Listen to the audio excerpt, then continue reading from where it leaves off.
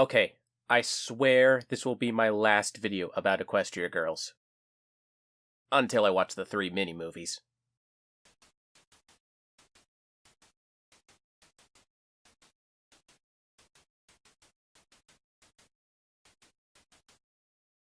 So, this is it.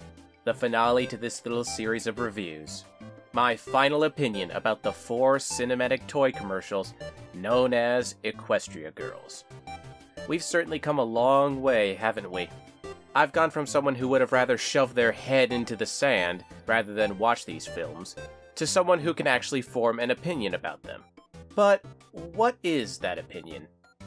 Well, let's review my general conclusions about the films one by one first, just in case we need a memory booster.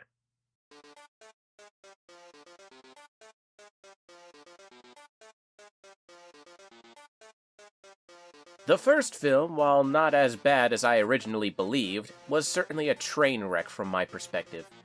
Sunset Shimmer made for a terrible villain with plans that seemingly unraveled themselves when examined more closely.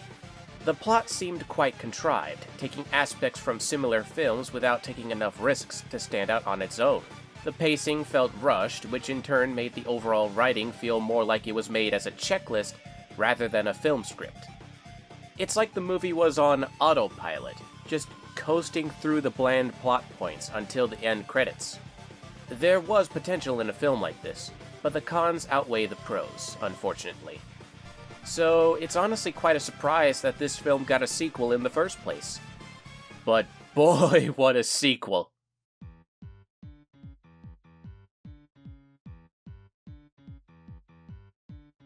Rainbow Rocks, the sequel that came 1 year after Equestria Girls, felt like a vast improvement over its predecessor.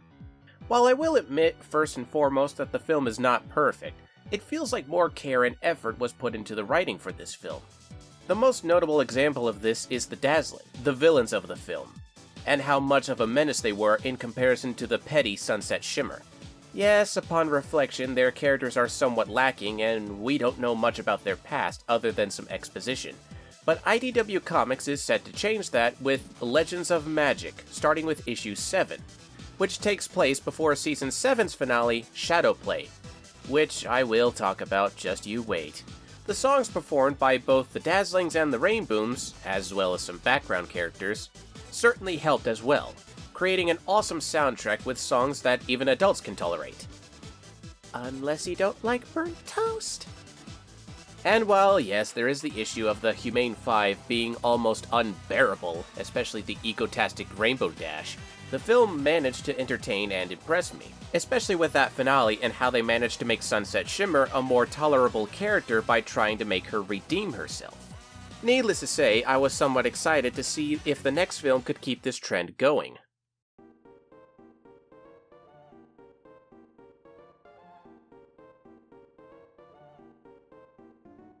Friendship Games didn't fail to maintain my interest. It had a nice story with a slightly new character for Sunset and the Humane 5 to get acquainted with, much better writing for the main cast, some catchy songs, and was an entertaining experience overall. However, the film did fail in impressing me. While the finale fight between Midnight Sparkle and Seraph Shimmer was probably the best part of the movie, it came too late after the plot constantly repeated itself, albeit with escalating circumstances. There's also the Shadow Bolts, characters who were played up to be the antithesis of our main cast, but were unfortunately written with minimal character or development. Their personalities were one note and went through a complete 180-degree turn at the finale, when they decided to help the Humane 5 save people. And finally, there was the inconsistency with the magic the Humane 5 have and how they use it. I never thought about it up until this film, but the magic these girls have had since the first film seems to have no rules, or at least nothing set in stone as of yet. Which reminds me.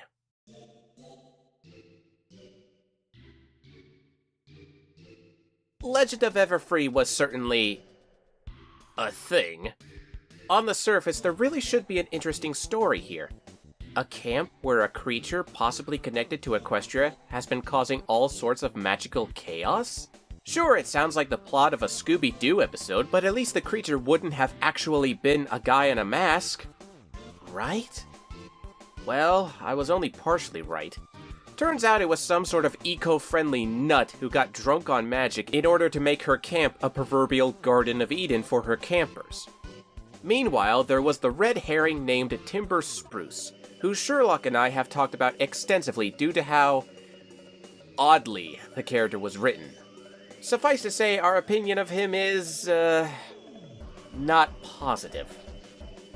The rest of the film certainly felt too copy and paste for me, as the plot felt pretty much exactly the same as Friendship Games, and even having the same problem with trying to explain how the magic works while once again altering its properties. Thankfully, from what little I've seen, it appears that Legend of Everfree's use of magic has remained consistent with future Equestria Girls related media. For the most part. Now then, one final issue to talk about. Canonicity.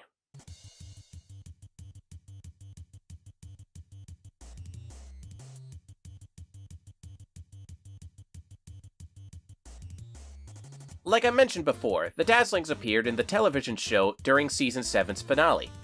This wasn't the first time the dimensions have been crossed, but it was the first time any of the events of Equestria Girls were mentioned within the context of the show. Prior to this, many, including myself, were led to assume Equestria Girls never happened within the same universe as the show, and any story that mentioned these events actually took place in another universe. But now, it's pretty much confirmed that the movies took place in the same universe as the show. I'm not sure how to feel about this. On the one hand, it's cool to see the Dazzlings as they were before being thrown into Star Swirl's interdimensional garbage can. On the other, those who hated the series and once found solace in the alternate dimension excuse will certainly be left fuming about the theory now being completely erased. But I suppose so long as Equestria Girls is mentioned as briefly as it was in the Season 7 finale, their brief inclusion into the canon of the show won't have heavy repercussions. I hope.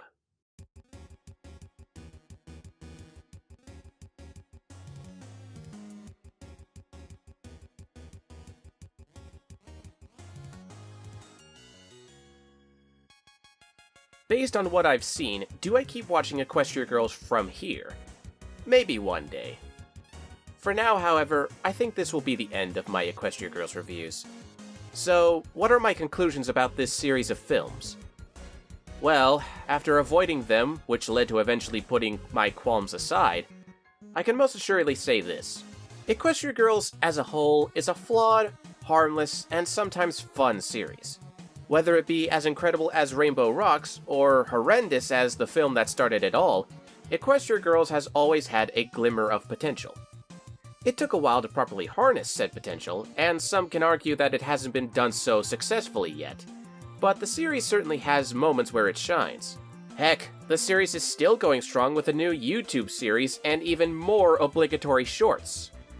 So if you like Equestria Girls, good on ya. And if you don't, well, there's still the original television show. So, that's it. That's all of the Equestria Girls movies. Until I'm shanghaied into doing the mini-movies. So, what's next on my agenda? Oh, shit.